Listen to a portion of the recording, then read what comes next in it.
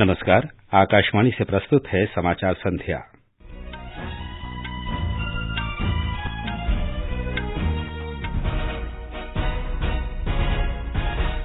मध्य प्रदेश में राजनीतिक संकट के बीच कांग्रेस के 22 विधायकों ने त्यागपत्र दिया। कमलनाथ सरकार मझधार में। वरिष्ठ कांग्रेस नेता ज्योतिरादित्य सिंधिया ने पार्टी की प्राथमिक सदस्यता से इस्तीफा दिया।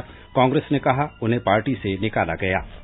भारतीय जनता पार्टी की केंद्रीय चुनाव समिति ने राज्यसभा की 55 सीटों पर 26 मार्च को होने वाले चुनाव के लिए उम्मीदवारों के नामों पर चर्चा की। नोवल कोरोना वायरस से प्रभावित ईरान से 58 भारतीय ज़ायरीन स्वदेश पहुंचे। देश में 6 और संक्रमित लोगों का पता चला। जॉर्डन के अम्मान में विकास कृष्ण एशियाई ओलंपिक क्वालीफायर्स मुक्केबाजी टूर्नामेंट के फाइनल में। समाचार संध्या के साथ मैं अतहर सईद। मध्य प्रदेश में राजनीतिक संकट के बीच वरिष्ठ कांग्रेस नेता ज्योतिरादित्य सिंधिया ने आज पार्टी की प्राथमिक सदस्यता से त्यागपत्र दे दिया। पार्टी की अंतरिम अध्यक्ष सोनिया गांधी को भेजे त्यागपत्र में श्री सिंधिया ने कहा कि वे पिछले 18 वर्ष से पार्टी में रहे हैं, लेकिन अपने राज्य और देश की जनता की सेवा नहीं कर सके, इसलिए पार्टी में नहीं रहना चाहते। दूसरी तरफ कांग्रेस ने कहा है कि पार्टी विरोधी गतिविधियों के कारण श्री सिंधिया को कांग्रेस से निकाला गया है। इससे पहले दिन में श्री सिंधिया ने नई दिल्ली में प्रधानमंत्री नरेंद्र मोदी और गृह मंत्री अमित शाह से मुलाकात की। प्रस्तुत है हमारे संवाददाता की एक रिपोर्ट। आज दिन भर दिल्ली से लेकर भोपाल तक राजनीतिक घटनाएं और बैठकें होती रहीं। श्री सिंधिया के कांग्रेस छोड़ने के बाद उनके समर्थक विधायकों और पार्टी पदाधिकारियों ने भी इस्तीफे देना शुरू कर दिया। भाजपा नेताओं के एक प्रतिनिधिमंडल ने आज भोपाल में विधानसभा अध्यक्ष एनपी प्रजापति से मुलाकात की और उन्हें बेंगलुरु में रुके 19 कांग्रेस विधायकों के इस्तीफे सौंपे। पत्र प्राप्त करने के बाद प्रजापति ने संवाददाताओं से कहा कि वह नियमों के अनुसार निर्णय लेंगे। वहीं वर्तमान संकट से निपटने के लिए कांग्रेस के विधायक दल की बैठक आज मुख्यमंत्री निवास में आयोजित की गई। बैठक में 90 से अधिक विधायकों ने भाग लिया। बैठक के बाद कांग्रेस प्रवक्ता शोभा ओझा ने कहा कि सरकार को कोई खतरा नहीं है। भाजपा के वरिष्ठ नेताओं ने भी आज अपने विधायकों के साथ बैठक की। वरिष्ठ नेता शिवराज सिंह चौहान ने कहा कि यह बैठक केवल राज्यसभा चुनाव की रणनीति तैयार करने के लिए है। संजीव शर्मा, आकाशवाणी समाचार, भोपाल। 230 सदस्यों की मध्य प्रदेश विधानसभा में 2 सीटें खाली हैं। 22 सदस्यों के त्यागपत्र देने से विधानसभा की प्रभावी संख्या 206 रह जाएगी। किसी भी पार्टी को सदन में बहुमत सिद्ध करने के लिए 104 का जादुई आंकड़ा छूना होगा। कांग्रेस के विधायकों की संख्या सदन में 114 थी, लेकिन इन इस्तीफों के बाद विधानसभा में ये संख्या 92 रह गई है। पार्टी को बहुजन समाज पार्टी के 2, समाजवादी पार्टी के 1 और 4 निर्दलीय सदस्यों का समर्थन प्राप्त है। इन्हें मिलाकर कांग्रेस के समर्थन में अधिकतम 100 विधायक होंगे और वो बहुमत से 5 सीटें कम रहेगी। भारतीय जनता पार्टी के सदन में 107 विधायक है। भारतीय जनता पार्टी की केंद्रीय चुनाव समिति की नई दिल्ली में बैठक हुई। बैठक में राज्यसभा के द्विवार्षिक चुनावों के लिए उम्मीदवारों के नामों पर चर्चा हुई।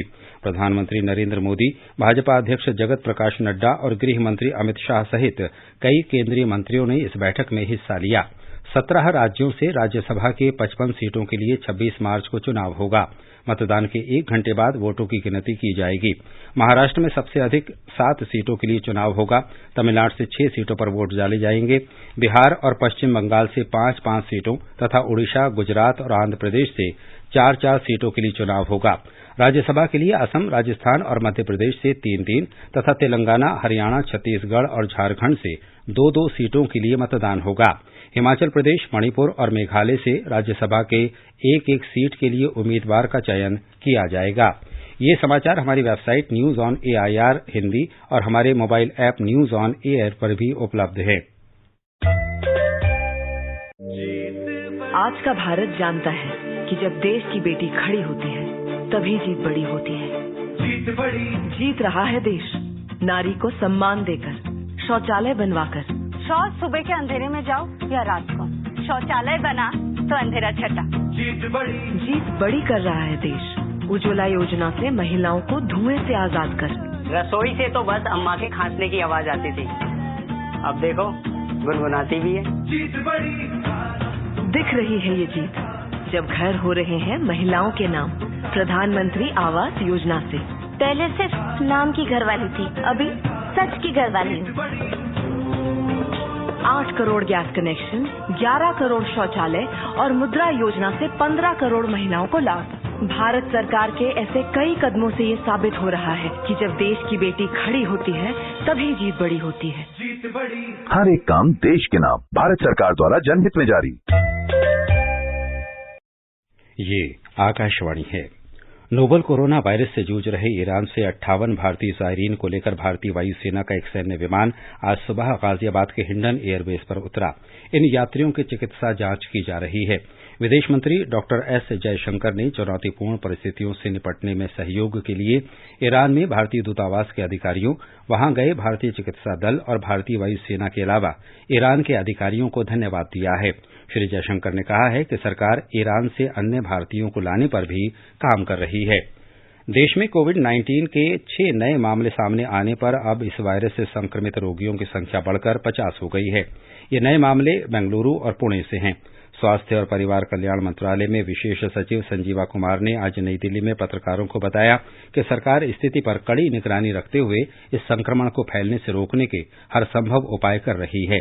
उन्होंने बताया, आज माननीय स्वास्थ्य और परिवार कल्याण मंत्री डॉक्टर हर्षवर्धन ने दिल्ली, हरियाणा, केरल, राजस्थान, तेलंगाना, तमिलनाडु, पंजाब, कर्नाटक और महाराष्ट्र के स्वास्थ्य मंत्रियों से तथा union territory of Ladakh, union territory of Jammu Kashmir के उपराज्यपालों से चर्चा की। उन्होंने कोरोना रोगियों के स्वास्थ्य की स्थिति का जायजा लिया और केंद्र सरकार द्वारा सहायता का आश्वासन दिया। संजीवा कुमार ने बताया कि मंत्रिमंडल सचिव ने भी आज स्थिति की समीक्षा की और इस बारे में एक नया परामर्श जारी किया। उन्होंने बताया कि दुनिया के 100 से अधिक देशों में कोविड-19 का संक्रमण फैल चुका है। अब फ्रांस, जर्मनी और स्पेन में भी ई वीजा और एग्जिस्टिंग वीजा को सस्पेंड कर दिया गया है। इस विषय में ब्यूरो ऑफ माइग्रेशन एक नोटिफिकेशन इशू कर रहा है। श्री कुमार ने बताया कि नोवल कोरोना वायरस के कारण देश में अब तक किसी मरीज की मौत नहीं हुई है।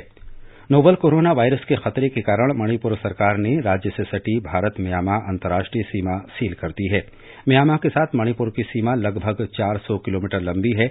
म्यांमा की सीमा कोरोनाग्रस्त चीन से लगती है। विश्व स्वास्थ्य संगठन ने कहा है कि 100 से अधिक देशों में घातक नोवल कोरोना वायरस के फैलने के बाद इसके वैश्विक महामारी बनने का खतरा बढ़ गया है। हालांकि संगठन ने यह भी कहा कि अब भी इस वायरस पर नियंत्रण किया जा सकता है। नोवेल कोरोना वायरस दुनिया भर में 105 देशों में फैल गया, जिससे 3,817 लोगों की मौत हो चुकी है और 1,10,029 लोग संक्रमित हैं। अमेरिका ने अफगानिस्तान से अपने सैनिक हटाने शुरू कर दिए हैं। 29 फरवरी को दोहा में तालिबान के साथ हुए शांति समझौते के अनुसार यह कदम उठाया गया है। अमरीकी अधिकारी ने बताया कि दक्षिणी प्रांत हेलमंड की राजधानी लश्करगाह और पश्चिमी प्रांत हेरात से सैनिकों की वापसी शुरू हो गई है। रूसी राष्ट्रपति व्लादिमीर पुतिन ने कहा है कि 2024 के बाद उनका राष्ट्रपति पद की दौड़ में बने रहना संवैधानिक अदालत की मंजूरी पर निर्भर करेगा। पुतिन ने संसद में ये सुझाव उस समय दिया जब सत्तारूढ़ दल की उपाध्यक्ष वेलेंटीना तेरेश्कोवा ने संविधान में संशोधन का सुझाव दिया ताकि नए चुनाव में श्री पुतिन राष्ट्रपति का चुनाव फिर से लड़ सके। श्री पुतिन वर्तमान में चौथे और अंतिम कार्यकाल के लिए राष्ट्रपति पद पर हैं। ये समाचार आप आकाशवाणी से सुन रहे हैं। अरे बहू, मुन्नी कहाँ है? अम्मा, मुन्नी खेल रही है अंदर। तुझे जो मुन्नी के पोषण के लिए बात बताई थी वो याद है ना? हाँ अम्मा, अच्छी तरह से याद है। नवजात शिशु को जन्म के तुरंत बाद से शुरुआती 6 महीने सिर्फ माँ का दूध पिलाना चाहिए। बिल्कुल ठीक। और 6 महीने के बाद दूध के साथ ऊपरी आहार जैसे दाल चावल, हरी सब्जियाँ, खिचड़ी इत्यादि खिलाना चाहिए। 7 से 8 महीने के बच्चे को 2 कटोरी, 9 से 11 महीने के बच्चे को 3 कटोरी और 12 से 24 महीने के बच्चे को 4 से 5 कटोरी। यदि हम सिर्फ पोषण के अभियान को हर माता, हर शिशु तक अगर पहुंचाने में सफल हुए तो लाखों जीवन बचेंगे। हर एक काम देश के नाम। पोषण अभियान के तहत महिला बाल विकास मंत्रालय भारत सरकार द्वारा जनहित में जारी। समाचार संध्या में आपका फिर स्वागत है। सरकार ने नागरिकों के अधिकारों की रक्षा के लिए कई वैधानिक उपाय किए हैं। गर्भावस्था की चिकित्सीय समाप्ति संशोधन विधेयक 3 मार्च को लोकसभा में पेश किया गया। इसमें चिकित्सा के आधार पर गर्भावस्था के अधिकतम 24 सप्ताह तक गर्भपात का प्रावधान है। इस विधेयक का लक्ष्य गर्भपात की प्रक्रिया की गोपनीयता सुनिश्चित करना और महिलाओं की निजता का सम्मान करना है। सरोगेसी नियमन विधेयक पिछले वर्ष लोकसभा में पेश किया गया था। विधेयक का उद्देश्य सरोगेसी में अनैतिक प्रथाओं को नियंत्रित करना, सरोगेसी के व्यावसायीकरण को रोकना और सरोगेट माताओं और सरोगेसी के माध्यम से पैदा होने वाले बच्चों के संभावित शोषण पर रोक लगाना है। और ब्यौरा हमारी संवाददाता से।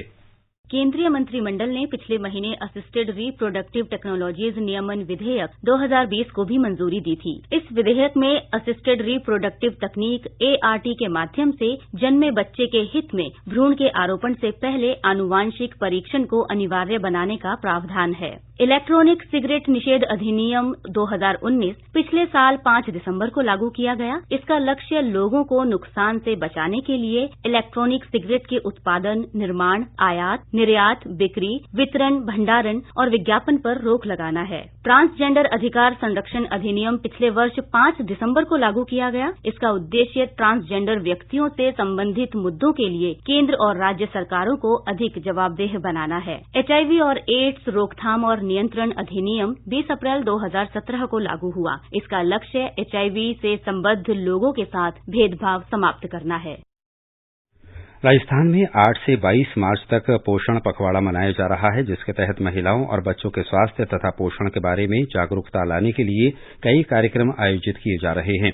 हमारे संवाददाता ने बताया है कि इस आयोजन को सफल बनाने और लोगों को जागरूक करने के लिए व्यापक जन सहभागिता पर जोर दिया जा रहा है। सही खान पान और पोषण के महत्व के बारे में लोगों को जागरूक करने के मकसद से 15 दिनों तक जिला, ब्लॉक और गांव स्तर पर प्रभात फेरी और साइकिल रैली समेत कई अन्य जन जागरूकता कार्यक्रम आयोजित किए जा रहे हैं। इसके अलावा इस बार कई अभिनव प्रयोग भी किए जा रहे हैं, जिसमें निजी क्षेत्रों के साथ सामाजिक और सांस्कृतिक मंचों का उपयोग भी किया जा रहा है। कुपोषित बच्चों और महिलाओं की पहचान और उनका उपचार करने के लिए स्वास्थ्य विभाग की ओर से विशेष कैंप आयोजित किए जा रहे हैं। इस अभियान में ग्रामीण विकास, पंचायती राज, स्वास्थ्य विभाग समेत लगभग 8 से ज्यादा विभागों का सहयोग लिया जा रहा है। आकाशवाणी समाचार के लिए जयपुर से जितेंद्र द्विवेदी। रंगों का त्योहार होली आज पूरे देश में परंपरागत हर्षोल्लास के साथ मनाया जा रहा है। इस अवसर पर राष्ट्रपति, उपराष्ट्रपति और प्रधानमंत्री ने लोगों को बधाई दी है। उत्तर प्रदेश में होली उमंग और उत्साह के साथ मनाई जा रही है। हमारे संवाददाता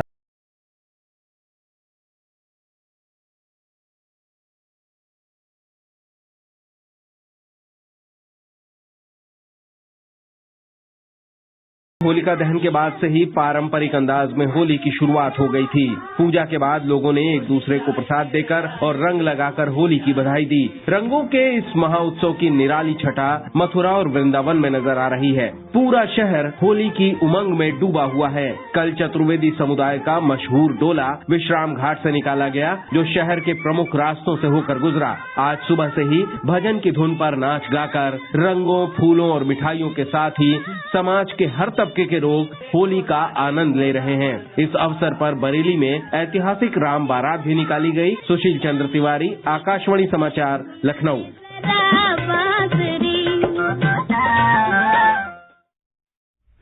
विकास Krishan Asia Oceania Olympic qualifier मुक्केबाजी टूर्नामेंट में 69 किलो वजन वर्ग के फाइनल में पहुंच गए हैं। अम्मान में चल रहे इस टूर्नामेंट में विकास ने सेमीफाइनल में कजाकिस्तान के अबलाई खान जुसुपोव को 3-2 से मात दी। अन्य सेमीफाइनल में अमित पंघाल को 52 किलो वजन वर्ग में और लवलीना बोरगोहेन को 69 किलो वजन वर्ग में हार झेलनी पड़ी।